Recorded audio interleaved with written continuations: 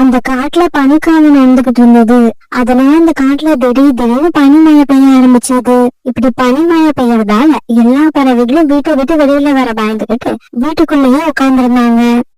என்னங்க, பனிக்காத்து அதிகமா வீசுது. நம்ம பையனை பாருங்க, குளிர்ல நடுங்கிக்கிட்டு உட்காந்துருக்கான். எப்படியாவது அந்த ஜன்னலை மூட முயற்சி பண்ணுங்க.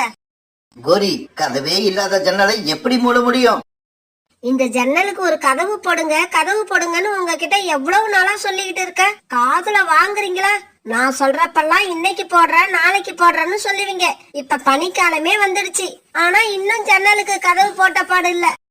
4 நாளைக்கு முன்னாடி கூட ஜம்ஜம் கிட்ட போய் கேட்டு பார்த்தேன். மரப்பலகை இருந்தா கொண்டு வா, கதவு செஞ்சு தரேன்னு சொல்லிச்சு. நானும் அன்னையில இருந்து மரப்பலகையை தேடிக்கிட்டு இருக்கேன், கிடைக்கவே இல்லை. இப்படி குளிர்ல நடுங்கிக்கிட்டு என்னால இந்த வீட்டுல இருக்க முடியாது. நான் இப்ப ஜக்கு அழைச்சுக்கிட்டு சோனாக்குருவி வீட்டுக்கு போறேன். இன்னைக்கு ராத்திரி அங்க தங்கிட்டு காலையில அங்க இருந்து கிளம்பி எங்க அம்மா வீட்டுக்கு போயிடுவேன். நீங்க இந்த ஜன்னலை எப்ப சரி பண்றீங்களோ அப்பதான் நான் வீட்டுக்கு திரும்பி வருவேன். இப்படி சொன்ன கோரிக்காகும் ஜக்குவை தூக்கிட்டு சோனாக்குருவி வீட்டுக்கு பறந்து போயிடுச்சு. சோனாக்குருவி வீட்டுக்கு போன கோரிக்காகும் வாசல் கதவை தட்ட ஆரம்பிச்சது. பியூட்டி, வாசல்ல யார் வந்திருக்காங்கன்னு பாரு. அம்மா இப்படி சொன்ன உடனே பியூட்டி கதவை திறந்துகிட்டு வெளியில யார் வந்திருக்காங்கன்னு பாக்க போச்சு. ஆமா பியூட்டி, அம்மா வீட்டுல இருக்காங்களா? கோரி அக்கா, நான் வீட்டுலதான் இருக்கேன், உள்ள வாங்க. சோனாக்குருவி இப்படி சொன்ன உடனே கோரிக்கா அவங்க வீட்டுக்குள்ள போச்சு. சோனா, நான் அவர்கிட்ட சண்டை போட்டுக்கிட்டு வந்துட்டேன். ஜன்னல்ல ஒரு கதவு கூட இல்லாத வீட்டுல சின்ன குழந்தைய வச்சுக்கிட்டு எப்படி இருக்க முடியும்? அது மட்டும் இல்ல சோனா, வீட்டு சுவரும் சரியில்லை, கூரையும் சரியில்லை. இதையெல்லாம் சரி பண்ணணுங்கிற அக்கறையும் அவருக்கு கொஞ்சம் கூட இல்ல. அதனாலதான் ஜன்னலுக்கு இனிமே நீங்க எப்ப கதவு போடுறீங்களோ அப்பதான் வருவேன்னு சொல்லிட்டு வந்துட்டேன். கோரி அக்கா, காலண்ணா எப்பவுமே இப்படிதான் சரியான சோம்பேறி. கல்யாணத்துக்கு அப்புறம் மாறுவாங்கன்னு நினைச்சேன், ஆனா இன்னும் அப்படியேதான் இருக்காங்க.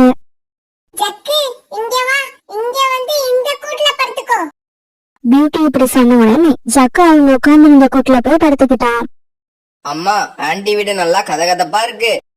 ஆமா, இவ்வளவு நேரம் நெருப்பை எரிய வச்சிருந்ததால வீடு கதகதப்பா இருக்கு. சரி படுக்கலாம்னு நினைச்சு இப்பதான் நெருப்ப அணைச்சேன். சோனா, இன்னைக்கு ராத்திரி மட்டும் இங்க தங்கிக்கிறேன். நாளைக்கு பொழுது விடிஞ்ச உடனே எங்க அம்மா வீட்டுக்கு போக போறேன். காலேஜ் வீட்டை சரி பண்ணாத வரைக்கும் திரும்பி வரவே மாட்டேன். அப்புறம் குழந்தைங்க 3 பேரும் ஒரு கூட்டுல படுத்து தூங்க ஆரம்பிச்சாங்க. இன்னொரு கூட்டுல சோனாக்குருவியும் கோரிக்காகவும் படுத்துக்கிட்டாங்க. மறுநாள் பொழுது விடிஞ்சிச்சு. கோரிக்காக தன்னோட அம்மா வீட்டுக்கு கிளம்ப தயாராயிருச்சு. சோனா, நான் கிளம்புறேன். காலேஜிய வழியில எங்கேயாவது பாத்தீங்கன்னா நீங்க வீட்டை சரி பண்ணாத வரைக்கும் கோரி அக்கா திரும்பி வரமாட்டாங்கன்னு சொல்லிடு. கோரி அக்கா, வழியில பார்த்தான்னு இல்ல, நான் வீட்டுக்கே போய் சொல்லிட்டு வந்துடுறேன். இப்படி சொன்னாலாவது காலண்ணா திருந்துறாங்களான்னு பாப்போம். பிறகு கோரிக்காக ஜக்குவை தூக்கிட்டு தன்னுடைய அம்மா வீட்டை நோக்கி பறந்து போச்சு. கோரிக்காக போன உடனே சோனாக்குருவி காலுக்காக வீட்டுக்கு பறந்து போச்சு. காலண்ணா, கோரி அக்கா அவங்க அம்மா வீட்டுக்கு போயிட்டாங்க. நீங்க வீட்டை சரி பண்ற வரைக்கும் அவங்க திரும்பி வர மாட்டாங்களாம். கோரி அவங்க அம்மா வீட்டுக்கு போயிடுச்சா? அப்பாடா, ரொம்ப நல்லதா போச்சு. இதுக்கப்புறமாவது நான் நிம்மதியா இருப்பேன். தினமும் நான் சாப்பிட சம்பாதிக்கிறதே பெரிய பிரச்சனையா இருக்கு. இதுல இவங்களுக்கு வேற சம்பாதிக்கணும். இதுக்கப்புறம் இந்த தொல்லை இல்ல. காலண்ணா, தன்னோட மனைவியையும் குழந்தையையும் யாருமே பாரமா நினைக்க மாட்டாங்க. நாளைக்கு உங்களுக்கு ஒரு கஷ்டம்னா அவங்கதான் உங்க கூட நிப்பாங்க. இல்ல, மனைவி எனக்கு பெரிய தொல்லைதான். தினமும் அதை செய்யணும் இதை செய்யணும்னு என் உயிரை வாங்குவா. இதுக்கப்புறம் என்ன தொல்லை பண்ண யாரும் இல்ல. எனக்கு எப்ப தோணுதோ அப்ப என்னோட வீட்டை சரி பண்ணிப்பேன். இப்படி சொல்லிட்டு காலுக்காக அங்க இருந்து பறந்து போயிடுச்சு. காலுக்காக இப்படி பறந்து போய்கிட்டு இருக்கப்ப வழியில ஒரு பெண்காக விறகு கட்டை வச்சுக்கிட்டு உட்கார்ந்து இருந்தது. அதை பார்த்த உடனே காலுக்காக அதுகிட்ட போச்சு. இந்த விறகு கட்டை கொஞ்சம் தூக்கி என்னோட தலையில வைக்கிறீங்களா? நானும் ரொம்ப நேரமா யாராவது வருவாங்கன்னு உட்கார்ந்துருக்கேன். இவ்வளவு நேரமா யாருமே வரல, இப்பதான் நீங்க வந்திருக்கீங்க. அப்படியா? ஆமா, உங்க பேர் என்ன? என் பேரு குயிலி. குயிலி, இவ்வளவு அழகான உங்க தலையில விறகு கட்டை தூக்கி வைக்கிற பாக்கியம் இன்னைக்கு எனக்கு கிடைக்கணும்னு இருக்கு. அதை யாராலையும் மாத்த முடியாது. ஆமா, உங்க வீடு எங்க இருக்கு? இங்க இருந்து கொஞ்சம் தூரத்துலதான் என்னோட வீடு இருக்கு. அப்புறம் என்ன, இந்த விறகு கட்டை தூக்கிக்கிட்டு வந்து நானே உங்க வீட்டுல கொடுத்துடுறேன். நீங்க ரொம்ப நல்லவரா இருக்கீங்க. வந்து வந்து நான் ரொம்ப நல்லவன்தான். என் மனைவிக்கு தான் இது தெரிய மாட்டேங்குது. பிறகு கோழி முன்னால பறந்து போக காலுக்காக அந்த மரக்கட்டைகளை தூக்கிட்டு அது பின்னாலேயே பறந்து போச்சு. இங்கேயே வச்சிடுங்க, நான் எடுத்துக்கிறேன். ஆமா, ஏன் இங்கேயே வைக்க சொல்றீங்க? இங்க எந்த வீடுமே இல்லையே. ஆமா, எனக்கு வீடு இல்ல. இப்ப வீடு கட்டலாம்னு தான் இந்த மரக்கட்டைகளை சேகரிச்சு வச்சேன். இனிமேதான் வீடு கட்ட போறேன். என்னது, வீடு இனிமேதான் கட்ட போறீங்களா? வீடு கட்டுறது எவ்வளவு பெரிய கஷ்டமான வேலை தெரியுமா? நீங்க மட்டும் சரின்னு சொன்னீங்கன்னா இந்த வீடு கட்டுற விஷயத்துல நானும் உங்களுக்கு உதவி பண்ணுவேன். அப்படியா? உங்களுக்கு வீடு கட்ட தெரியுமா? இல்ல, இது வரைக்கும் நான் வீடு கட்டினது இல்ல. ஆனா உங்களுக்கு வீடு கட்டணும்னா சொல்லுங்க. எனக்கு வீடு கட்டி கொடுக்கற ஒரு பறவைய நல்லா தெரியும். வேணும்னா அந்த பறவையை அழைச்சுக்கிட்டு வரேன். சரி, அப்படின்னா அழைச்சுக்கிட்டு வந்து இந்த வீட்டை கட்ட சொல்லுங்க. ஆனா உங்களுக்கு கூலி கொடுக்கறதுக்கு என்கிட்ட எதுவும் இல்ல. அதையெல்லாம் உங்களை யார் கேட்டது? நீங்க சரின்னு சொல்லுங்க, அது போதும். மீதியை நான் பாத்துக்கிறேன். ஆமா, உங்க பேரு என்ன? என் பேரு காலு. காலு, சீக்கிரமா போய் இந்த வீடு கட்டுற பறவையை அழைச்சுக்கிட்டு வாங்க. இதோ இப்பவே போய் அழைச்சுக்கிட்டு வர்றேன். இப்படி சொன்ன காலுக்காகும் ஜம்ஜம் பறவை அழைச்சிட்டு வர்றதுக்காக அங்கிருந்து பறந்து போச்சு. இந்த காலுக்காகத்தால தன்னோட வீட்டு ஜன்னலுக்கு ஒரு கதவு கூட இது வரைக்கும் போட முடியல. ஆனா யாருன்னே தெரியாத ஒரு பெண் பறவைக்காக வீடு கட்டுற வேலையில மும்பரமா இறங்கிடுச்சு. ஜம்ஜம், ஒரு வேலை இருக்கு. என்ன வேலை? வேற என்ன வேலை? வீடு கட்டுற வேலைதான். பாவம், ஒரு அப்பாவி காகம், அதுக்கு ஒரு வீடு கட்டி கொடுக்கணும். இங்க பாரு, இப்ப உனக்கு கூலியா கொடுக்க என் கையில எதுவும் இல்ல. ஆனா சீக்கிரமாவே உனக்கு அரை மூட்டை நெல்லை எடுத்துக்கிட்டு வந்து கூலியா கொடுப்பேன். இங்க பாரு காலு, நீ இப்படி கதை சொல்லி நிறைய தடவை என்கிட்ட வேலை வாங்கியிருக்க. ஆனா இது வரைக்கும் நீ எதையுமே கொடுத்ததில்ல. ஜம்ஜம், 2 வருஷத்துக்கு முன்னாடி நம்ம காட்டுல வெள்ளம் வந்தப்ப நீ நதியோட போக வேண்டியது. நான் தான் உன்னை காப்பாத்தி கரைக்கு அழைச்சிக்கிட்டு வந்தேன். அது உனக்கு ஞாபகம் இருக்கா? அதையெல்லாம் மறந்துட்டு உன்னால எப்படி இப்படி எல்லாம் பேச முடியுது? எதுக்கெடுத்தாலும் இந்த கதைய சொல்லிடு. இத சொல்லி சொல்லி என்கிட்ட நிறைய வேலை வாங்கிட்ட. இப்படி சொன்ன ஜம்ஜம் பிறகு தன்னோட டூல்ஸ் பாக்ஸ் எடுத்துக்கிட்டு காலுக்காகம் கூட பறந்து போச்சு. அங்க போன உடனே ஜம்ஜம் வீடு கட்டுற வேலைய ஆரம்பிச்சது. தன்னோட வீட்டுக்காக இது வரைக்கும் ஒரு வேலையும் செய்யாத காலுக்காகும் பிங்கிக்கு வீடு கட்டுறதுக்காக உற்சாகமா வேலை செஞ்சுக்கிட்டு இருந்தது. என்னங்க, நானும் ஏதாவது ஹெல்ப் பண்ணவா? இங்க பாருங்க, நீங்க முதல்ல அப்படி ஓரமா போய் உக்காருங்க. இங்கெல்லாம் வராதீங்க, உங்களுக்கு ஏதாவது அடிபட்டுடும். கூலிய இப்படி சொல்லி அங்கிருந்து அனுப்பின காலுக்காகும் பிறகு சாயங்காலம் வரைக்கும் உற்சாகமா வேலை பார்த்துக்கிட்டே இருந்துச்சு. கோரி, அந்த காலுக்காகத்துக்கு உன் மேல அக்கறை இருந்திருந்தா உங்களை கூப்பிட இந்நேரம் இங்க வந்திருக்கணும். ஆனா அது வரவே இல்ல. என்னம்மா பண்ண சொல்றீங்க? அந்த ஜன்னலுக்கு கதவு வைக்கலன்னா நம்ம குழந்தைக்கு காய்ச்சல் வரும்னு தெரிஞ்சும் அலட்சியமா இருக்கிற அந்த காலு கிட்ட நான் எப்படி குடும்பம் நடத்த முடியும்? கொஞ்சம் கூட குடும்பத்து மேல அக்கறையே இல்லாத கணவர் கூட வாழறதை விட தனியா வாழறது எவ்வளவோ மேல். நான் இனிமே இந்த வீட்டுக்கு போகவே மாட்டேன். இதே சமயத்துல காலுக்காக குழிக்காக கட்ட ஆரம்பிச்ச வீட்டை முழுசா கட்டி முடிச்சிடுச்சு. குயிலி, என்னோட வீடு ரொம்பவும் மோசமான நிலைமையில இருக்கு. அதனால இனிமே நானும் இந்த வீட்லயே உங்க கூட தங்கிக்கலாம்னு இருக்கேன். காலு, இந்த வீட்ல நான் என் கணவர் கூட வாழ போறேன். நீங்க எப்படி இங்க ஏன் கூட தங்க முடியும்? கோழி கணவர்னு சொன்ன உடனே காலுக்காகத்துக்கு பெரிய அதிர்ச்சி ஆயிடுச்சு. என்னது, கணவரா? உங்களுக்கு கல்யாணம் ஆயிடுச்சா? உங்களுக்கு கல்யாணம் ஆகி கணவர் இருக்கிறப்ப எதுக்காக வீடு கட்ட என்கிட்ட உதவி கேட்டீங்க? என்னோட கணவர் வீட்டுக்காக எந்த வேலையும் செய்யறது இல்ல. இந்த காலத்துல நிறைய ஆம்பளைங்க உங்களை மாதிரி வீட்டுக்காக வேலை செய்யறதை விட இப்படி தெரியாத பறவைகளுக்கு தான் நிறைய வேலை பாக்குறாங்க. உங்க வீடு மோசமான நிலைமையில இருக்குன்னு சொல்ற நீங்க அதை சரி பண்ணாம எனக்கு வீடு கட்டி கொடுக்க உதவி பண்ணீங்க பாருங்க. அந்த மாதிரி. சரி, நீங்க கிளம்புங்க. என்னோட கணவர் இப்ப வந்துருவாரு. அவரு ரொம்ப கோபக்காரரு. இப்படி சொன்ன கோழி பிறகு வீட்டுக்குள்ள போய் கதவை சாத்திக்கிச்சு. கோழி பேசினது எல்லாம் கேட்ட காலுக்காகவும் அதிர்ச்சியாகி அப்படியே சில மாதிரி உட்கார்ந்திருந்தது. அன்னைக்கு ராத்திரி ஆச்சு. ராத்திரி ஆன உடனே பனிமழையும் பெய்ய ஆரம்பிச்சிருச்சு. அன்னைக்கு தன்னோட வீட்டுக்கு திரும்பி வந்த காலுக்காகவும் அப்படியே கூட்டுல படுத்துருச்சு. காலையில இருந்து வேலை பார்த்ததால அது உடம்பு ரொம்ப களைப்பா இருந்தது. அது மட்டும் இல்லாம அன்னைக்கு குளிர் ரொம்ப அதிகமா இருந்தது. பிறகு கொஞ்ச நேரத்துல எல்லாம் காலுக்காகத்துக்கு காய்ச்சல் அடிக்க ஆரம்பிச்சது. ஜன்னல் வழியா குளிர் காத்து உள்ள வந்ததால காலுக்காக ரொம்பவும் சிரமப்பட்டுச்சு.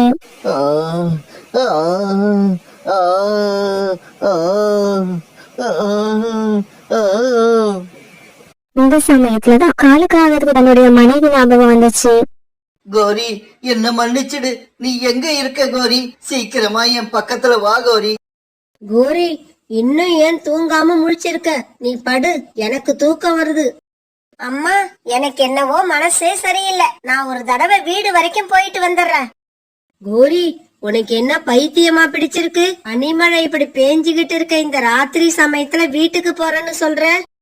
அம்மா, ஜக்கு இங்கேயே இருக்கட்டும். நான் இவனை நாளைக்கு வந்து அழைச்சுக்கிட்டு போறேன். நான் மட்டும் போய் அவர் ஒரு தடவை பாத்துட்டு வந்துடுறேன். எனக்கு என்னமோ பயமா இருக்கு. இப்படி சொன்ன கோரிக்காகும் தன்னோட வீட்டுக்கு தனியா பறந்து போச்சு.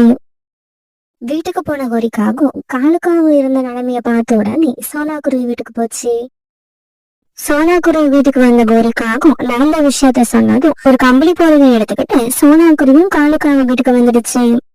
கோரி அக்கா, காலனுக்கு குளிர் அதிகமா இருக்குன்னு நினைக்கிறேன். அதனாலதான் இப்படி சத்தம் போடுறாரு. நீங்க இந்த போர்வையை அவருக்கு போட்டி விடுங்க. பிறகு கம்பளி போர்வையை எடுத்து போட்டி விட்டதுக்கு அப்புறம் காலுக்காக அப்படியே தூங்க ஆரம்பிச்சது. ஆனா கோரிக்காக தூங்காம கண் வச்சுக்கிட்டு உட்கார்ந்து இருந்தது. மறுநாள் பொழுது விடிஞ்சிச்சு. கோரி, கோரி எழுந்துரு. நீ எப்ப வந்த கோரி? இந்த போர்வை எப்படி வந்துச்சு? காலுஜி, நீங்க நல்லா இருக்கீங்களா? உங்களுக்கு ஒன்னும் ஆகலையே? ராத்திரி நான் வீட்டுக்கு வந்தப்ப நீங்க குளிர்ல ஏதேதோ சொல்லி பெணாத்திக்கிட்டு இருந்தீங்க. உடனே சோனாக்குருவி வீட்டுக்கு போய் இந்த கம்பளிய வாங்கிக்கிட்டு வந்து உங்களுக்கு போத்தி விட்டேன். கோரி, என்ன மன்னிச்சிடு. குடும்பம்னா என்ன, மனைவினா என்னன்னு எனக்கு நேத்து ராத்திரி தான் புரிஞ்சது. கோரி, நீ வேணா பாரு, இன்னைக்கு சாயங்காலத்துக்குள்ள நானே இந்த வீட்டை சரி பண்ணிடுறேன். காலுக்காக பேசின பேச்ச கேட்ட கோரிக்காகத்துக்கு சந்தோஷம் தாங்கல. காலுஜி, நான் ஜக்குவை நேத்து ராத்திரி எங்க அம்மா வீட்லயே விட்டுட்டு வந்துட்டேன். இன்னைக்கு சாயங்காலத்துக்குள்ள நாம இந்த வீட்டை சரி பண்ணிட்டு அதுக்கப்புறம் போய் ஜக்குவை கூட்டிட்டு வரலாம். வேண்டாம் கோரி, வேண்டாம். இந்த பழைய வீடு நமக்கு வேண்டாம். நான் நமக்காக, நம்ம குடும்பத்துக்காக ஒரு புது வீடு கட்ட போறேன். நீ போய் நம்ம ஜக்குவை அழைச்சுக்கிட்டு வா. நீ அழைச்சுக்கிட்டு வர்றதுக்குள்ள நான் நமக்காக ஒரு புது வீடை கட்டி ரெடியா வச்சிருப்பேன். இப்படி சொன்ன காலுக்காகவும் கோடாரியை எடுத்துக்கிட்டு காட்டுக்குள்ள போய் வீடு கட்ட தேவையான மரங்களை வெட்ட ஆரம்பிச்சது. எப்பவும் வேலை செய்யறப்ப காலுக்காகத்துக்கு சாம்பல் வரும். ஆனா இன்னைக்கு ரொம்ப உற்சாகமா வேலை செஞ்சது. ஏன்னா தன்னோட குடும்பத்துக்காக வேலை செய்யறோங்கிற நினைப்பு அதுக்கு ரொம்ப சந்தோஷத்தை கொடுத்தது. இப்ப ரொம்ப உற்சாகமா வேலை செஞ்ச காலுக்காகவும் சீக்கிரமாவே ஒரு அழகான வீட்டை கட்டி முடிச்சிருச்சு. இந்த சமயத்துல கோரிக்காக ஜக்குவை தூக்கிட்டு தன்னோட வீட்டுக்கு திரும்பி வந்துருச்சு. அன்னைக்கு ராத்திரி காலுக்காகவும் கோரிக்காகவும் அவங்க குழந்தை ஜக்கு இவங்க 3 பேரும் வீட்டுக்குள்ள உட்கார்ந்து இருந்தாங்க. அன்னைக்கு ராத்திரி பனிமழை பெஞ்சுக்கிட்டு வந்தது. குளிரா இருந்தது. ஆனா இது எதுவுமே வீட்டுக்குள்ள உட்கார்ந்து இவங்க 3 பேரும் பாதிக்கவே இல்ல.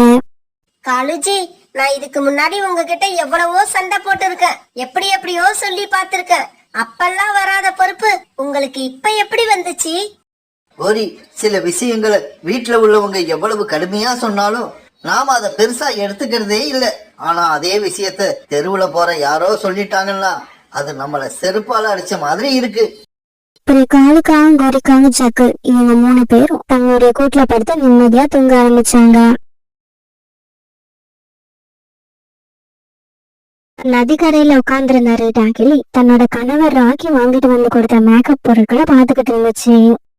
அந்த சமயத்துல தண்ணீர் குடிக்கிறதுக்காக கோரிக்காக நதிக்கரைக்கு வந்துச்சு. ரீட்டா, இந்த லிப்ஸ்டிக் நீ எங்க இருந்து வாங்கின? எனக்கு சிகப்பு கலர் லிப்ஸ்டிக்னா ரொம்ப பிடிக்கும். இதையெல்லாம் என்னோட கணவர் தான் எனக்காக வாங்கிட்டு வந்து கொடுத்தாரு. சிகப்பு கலர் லிப்ஸ்டிக்னா எனக்கு ரொம்ப பிடிக்கும். அதை என்னோட கணவர் கிட்ட சொன்ன உடனே வாங்கிட்டு வந்து கொடுத்துட்டாரு. உன்னோட கணவர் எதை கேட்டாலும் வாங்கிட்டு வந்து கொடுத்துருவாரா? ஆமா, நான் ஆசைப்பட்டு எதை கேட்டாலும் என்னோட கணவர் எனக்கு உடனே வாங்கிட்டு வந்து கொடுப்பாரு. கோரி, உன்னோட கணவர் நீ கேட்டதை வாங்கிட்டு வந்து கொடுக்க மாட்டாரா? கேட்டதை வாங்கிட்டு வந்து கொடுக்கறது அடுத்த விஷயம். முதல்ல 3 வேளை சாப்பாடு கிடைக்குதான்னு கேளு. எப்ப பார்த்தாலும் வீட்டுல படுத்து தூங்கிக்கிட்டே இருப்பாரு. எழுப்பி விட்டா சண்டை போடுவாரு. இப்படி ஒரு கணவரை வச்சுக்கிட்டு நானும் காலத்தை தள்ளிக்கிட்டு இருக்கேன். இப்படி சொன்ன கோரிக்காகவும் பயங்கர கோபத்தோட வீட்டுக்கு போச்சு. காலுஜி, எழுந்திருங்க. காலுஜி, எழுந்திருங்க. நீங்க நல்லா படுத்து தூங்குங்க. அங்க அந்த ரீட்டா கிளி அவ கணவர் வாங்கிட்டு வந்து கொடுத்த மேக்கப் கிட்ட காட்டி என்னோட வயிற்றுல கொட்டிக்கிறா. புதுசா வாங்கிக்கிட்டு வர மேக்கப் பொருட்களை என்னோட மனைவி கிட்ட காட்டாதன்னு எத்தனையோ தடவை அந்த ரீட்டா கிளி கிட்ட சொல்லிட்டேன். இருந்தாலும் அதுக்கு அறிவே இருக்க மாட்டேங்குது. காலுஜி, சும்மா ரீட்டா கிளிய திட்டாதீங்க. எனக்கு இப்பவே சிகப்பு கலர் லிப்ஸ்டிக் வேணும். அத போட்டுக்கிட்டு நான் எங்க அம்மா வீட்டுக்கு போகணும். உங்களால எனக்கு லிப்ஸ்டிக் வாங்கி தர முடியுமா முடியாதா? வாங்கி கொடுக்கறேன். நீ கேட்ட மாதிரியே உனக்கு சிகப்பு கலர் லிப்ஸ்டிக்கை எப்படியாவது வாங்கி கொடுக்கறேன். காலேஜி, நீங்க வெளியில போயிட்டு வீட்டுக்கு வரும்போது சிகப்பு கலர் லிப்ஸ்டிக்கோட வரணும். பிறகு காலுக்காக வீட்டை விட்டு வெளியே பறந்து போச்சு. இப்படி பறந்து போன காலுக்காகத்துக்கிட்ட ₹1 கூட பணம் கிடையாது. அதனால காலுக்காகவும் ரீட்டா கிளி வீட்டுக்கிட்ட போய் அங்கிருந்த ஒரு மரத்துல உட்காந்துச்சு. ரீட்டா, எனக்கு பசிக்கிற மாதிரி இருக்கு. நேத்து நதிக்கரைக்கும் அந்த பக்கம் உள்ள மரத்துல கொய்யா பழம் இருக்கிறத பார்த்தேன். வா, நாம 2 பேரும் போய் அந்த பழங்களை சாப்பிட்டுட்டு வருவோம். கொஞ்சம் பொறுங்க, இந்த மேக்கப் கிட்ட கொண்டு போய் அலமாரியில வச்சுட்டு வந்துடுறேன். இப்படி சொன்ன ரீட்டா கிளி அந்த மேக்கப் கிட்ட கொண்டு போய் அலமாரியில வச்சது. பிறகு ரீட்டா கிளியும் ராக்கி கிளியும் வீட்டை விட்டு வெளியே பறந்து போனாங்க. என்னோட நல்ல நேரம். ராக்கியும் ரீட்டாவும் ஒரே சமயத்துல வீட்டை விட்டு வெளியில போயிட்டாங்க. இப்ப போய் அந்த சிகப்பு கலர் லிப்ஸ்டிக்கை திருடிட்டு வந்தாதான் நாம நம்ம வீட்டுக்குள்ள போகலாம். இப்படி நினைச்ச காலுக்காகும் ரீட்டா கிளி வீட்டுக்கும் அந்த சிவப்பு கலர் லிப்ஸ்டிக்கை எடுத்துக்கிச்சு. பிறகு அந்த லிப்ஸ்டிக்கை தூக்கிட்டு ஜன்னல் வழியா ரீட்டா கிளி வீட்டை விட்டு வெளியே வந்துருச்சு. காலுக்காக லிப்ஸ்டிக்கை எடுத்துக்கிட்டு வந்ததை பார்த்துட்டு கோரிக்காக ரொம்பவும் சந்தோஷமா இருந்துச்சு. காலேஜி, நான் எப்படி இருக்கேன்? அழகா இருக்கனா? நீங்க இதே மாதிரி எனக்கு தேவையான பொருட்களை எல்லாம் திருடிக்கிட்டு வந்து கொடுத்தீங்கன்னா நான் உங்க மேல ரொம்ப அன்பா இருப்பேன். சரி காலேஜி, நான் எங்க அம்மா வீட்டுக்கு போறேன். அங்க போய் அங்க உள்ளவங்க எல்லார்கிட்டயும் நான் லிப்ஸ்டிக் போட்டு இருக்கிறத காட்டணும். நீ எங்க வேணாலும் போ, ஆனா ஜாக்கிரதையா போ. நீ லிப்ஸ்டிக் போட்டிருக்கிறத அந்த ரீட்டா கிளி பாத்துடுச்சுன்னா கண்டிப்பா அதுக்கு சந்தேகம் வந்துடும். பிறகு கோரிக்காக தன்னோட அம்மா வீட்டுக்கு பறந்து போச்சு. கோரிக்காக இப்படி பறந்து போற சமயத்துல வழியில இருந்த கொய்யா மரத்துல கொய்யா பழங்களை சாப்பிட்டுக்கிட்டு இருந்த ரீட்டா கிளியும் ராக்கி கிளியும் கோரிக்காவத்தை பாத்துட்டாங்க. இவங்க 2 பேரையும் பார்த்ததும் கோரிக்காக தன்னோட முகத்தை அவங்களுக்கு காமிக்காம வேற பக்கம் திரும்பி உட்கார்ந்துருச்சு. கோரி, நீ எதுக்காக எங்களை பார்த்து உட்காராம அந்த பக்கம் திரும்பி உட்கார்ந்திருக்க? ராக்கி கிளிய பார்க்க எனக்கு வெக்கமா இருக்கு. அதனாலதான் முகத்தை திருப்பிக்கிட்டு உட்கார்ந்துருக்கேன். இப்படி சொன்ன கோரி பிறகு அங்கிருந்து பறந்து போச்சு. கோரிக்காக இப்படி பறந்து போறப்ப அது சிவப்பு கலர் லிப்ஸ்டிக் போட்டிருக்கத ரீட்டா கிளி பாத்துருச்சு. ராக்கி, கோரி சிகப்பு கலர்ல லிப்ஸ்டிக் போட்டிருக்கு. எனக்கு என்னவோ பயமா இருக்கு. சீக்கிரம் வாங்க, நம்ம வீட்டுக்கு போய் நம்ம வீட்ல வச்சிட்டு வந்த லிப்ஸ்டிக் இருக்கா இல்லையான்னு பார்க்கணும். பிறகு ரீட்டா கிளியும் ராக்கி கிளியும் தங்களுடைய வீட்டுக்கு வேகமா பறந்து போனாங்க. இவங்க வீட்டுக்கு போனப்ப அலமாரி திறந்து கிடந்துச்சு. மேக்கப் கிட்ல இருந்த சிவப்பு கலர் லிப்ஸ்டிக் இப்ப அங்க இல்ல. ராக்கி, அந்த கோரி என்னோட லிப்ஸ்டிக்கை திருடிக்கிட்டு போயிடுச்சு. அந்த கோரிக்காகத்துக்கு இப்படி மத்தவங்க பொருளை திருடுறதே பழக்கமா போயிடுச்சு. அந்த கோரியை எப்படியாவது கையும் களவுமா பிடிக்கணும். இல்லனா நாம நம்ம வீட்டுல எந்த பொருளையுமே பாதுகாப்பா வைக்க முடியாது. இப்படி சொன்ன ராக்கி கிளி பிறகு மறுநாள் தன்னோட மனைவி ரீட்டாவுக்கு நெய் பாலிஷ் வாங்கிட்டு வந்து கொடுத்துச்சு. இங்க பாரு ரீட்டா, நீ இந்த நெயில் பாலிஷை எப்படியாவது கோரிக்காகத்தோட கண்ணுல காட்டணும். எப்படியும் இந்த நெயில் பாலிஷை திருடுறதுக்காக நம்ம வீட்டுக்கு வரோம். அப்ப நாம இந்த கோரிய கையும் களவுமா பிடிச்சிடலாம். ராக்கி, அந்த கோரி இப்ப நதிக்கரையில உட்கார்ந்து அங்க வர பறவைகள் புதுசு புதுசா என்னென்ன போட்டு இருக்காங்கன்னு தான் பாத்துக்கிட்டு இருக்கோம். நான் இப்பவே இந்த நெயில் பாலிஷ் எடுத்துக்கிட்டு நதிக்கரைக்கு போறேன். இப்படி சொன்ன ரீட்டா கிளி பிறகு நெயில் பாலிஷ் எடுத்துக்கிட்டு நதிக்கரைக்கு பறந்து போச்சு. நதிக்கரைக்கு போன ரீட்டா கிளி அங்க போனதும் நெய் பாலிஷ எடுத்து தன்னோட கால் விரல் நகங்கள்ல போட ஆரம்பிச்சது. கொஞ்ச நேரம் கழிச்சு கோரிக்காக நதிக்கரைக்கு பறந்து வந்துச்சு. இப்படி வந்த கோரிக்காக ரீட்டா கிளி தன்னோட நகங்களுக்கு நெய் பாலிஷ் போட்டுக்கிட்டு இருக்கத பாத்துடுச்சு. ரீட்டா, இந்த நெயில் பாலிஷ் உனக்கு எங்க இருந்து கிடைச்சது? என்னோட கணவர் நகரத்துக்கு பக்கத்துல உள்ள காட்டுல இருந்து இந்த நெயில் பாலிஷ ஆன்லைன்ல ஆர்டர் பண்ணி எனக்கு வாங்கி கொடுத்தாரு. இந்த நெயில் பாலிஷ் எனக்கு ரொம்ப பிடிச்சிருக்கு. ராக்கி எப்பவுமே உன்கிட்ட பாசமா நடந்துக்குது இல்ல, ஆனா என்னோட காலேஜி அப்படி இல்ல. இப்படி சொன்ன கோரிக்காக ரொம்பவும் கோவமா தன்னோட வீட்டுக்கு பறந்து போச்சு. காலேஜி, அந்த ராக்கி தன்னோட மனைவிக்கு சிகப்பு கலர்ல நெயில் பாலிஷ் வாங்கி கொடுத்திருக்கு. அது எனக்கு ரொம்ப பிடிச்சிருக்கு. அத நீங்க தான் எனக்கு எப்படியாவது திருடி எடுத்துக்கிட்டு வரணும். கோரிக்காக இப்படி சொன்னதும் காலுக்காக எதுவும் பதில் பேசாம மௌனமா இருந்துச்சு. காலேஜி, என்ன யோசிக்கிறீங்க? இப்படி ராக்கி கிளி வாங்கிக்கிட்டு வந்து கொடுக்கற பொருளை எல்லாம் திருடி கொண்டு வந்து உங்ககிட்ட கொடுக்கறதுக்கு பதிலா அந்த ராக்கி கிளியவே கொன்னுலாம்னு நினைக்கிறேன். அப்புறம் ரீட்டா கிளிக்கு எந்த பொருளையும் யாரும் வாங்கிக்கிட்டு வந்து கொடுக்கவும் மாட்டாங்க. நீ அந்த பொருளை திருடிட்டு வர சொல்லி என்ன தொல்லையும் பண்ண மாட்ட. என்ன காலேஜி இப்படி பேசுறீங்க? ப்ளீஸ், எனக்காக இன்னைக்கு ஒரு நாள் போய் இந்த நெயில் பாலிஷ மட்டும் எடுத்துக்கிட்டு வந்துருங்க. முடியாது கோரி, முடியாது. இன்னைக்கு எனக்கு பயங்கரமா தலைய வலிக்குது. அதனால நான் எங்கேயும் போக மாட்டேன். உனக்கு வேணும்னா நீயே போய் அந்த நெயில் பாலிஷ திருடி எடுத்துக்க. காலுஜி, நான் திருட போனோம்னா அவங்க கிட்ட மாட்டி போனோன்னு எனக்கு பயமா இருக்கு. கோரி, பயப்படாம போ. உனக்கு ஏதாவது ஆபத்துன்னா அங்க இருந்து ஒரு குரல் கொடு. நான் உடனே பறந்து வந்து உன்னை காப்பாத்திடுவேன். ராக்கி, அந்த கோரிக்காவை என்னோட நெயில் பாலிஷ பார்த்துட்டு போயிடுச்சு. கோரிக்காவை இந்த திருட கண்டிப்பா நம்ம வீட்டுக்கு வரும். ரீட்டா, நீ அந்த மரத்துக்கு பின்னால போய் ஒளிஞ்சுக்க. நான் நம்ம வீட்டுக்கும் பின்னால இருக்கிற மரத்துல ஒளிஞ்சுக்கிறேன். இப்படி பேசிக்கிட்ட மாதிரியே ராக்கி கிளியும் ரீட்டா கிளியும் மரத்துக்கு பின்னால ஒளிஞ்சுக்கிட்டாங்க. ராக்கி கிளி ஒரு பெரிய கம்பை எடுத்து வச்சிருந்தது. காலுஜி, நான் கிளம்புறேன். என்னோட சத்தம் கேட்டுச்சுன்னா உடனே அங்க வந்து நீங்க தான் என்ன காப்பாத்தணும். கோரி, யாம் இருக்க பயமேன். தைரியமா போயிட்டு வா. வெற்றி நமதே. காலுக்காக இப்படி சொன்னதும் கோரிக்காக ரீட்டா கிளி வீட்டை நோக்கி வேகமா பறந்து போச்சு. ரீட்டா கிளி வீட்டுக்கு போன கோரிக்காகும் வீட்டுல யாரும் இல்லைன்னு தெரிஞ்சுக்கிச்சு. பாடா, நமக்கு நேரம் நல்லா இருக்குன்னு நினைக்கிறேன். அதனாலதான் வீட்டுல யாரும் இல்ல. இப்படி நினைச்ச கோரிக்காகும் உடனே ஜன்னல் வழியா வீட்டுக்குள்ள போச்சு. வீட்டுக்குள்ள போன கோரிக்காகும் அலமாரிய திறந்து நெயில் பாலிஷ் எங்க இருக்குன்னு தேட ஆரம்பிச்சது. இந்த சமயத்துல ராக்கி கிளியும் ரீட்டா கிளியும் வீட்டுக்குள்ள வந்துட்டாங்க.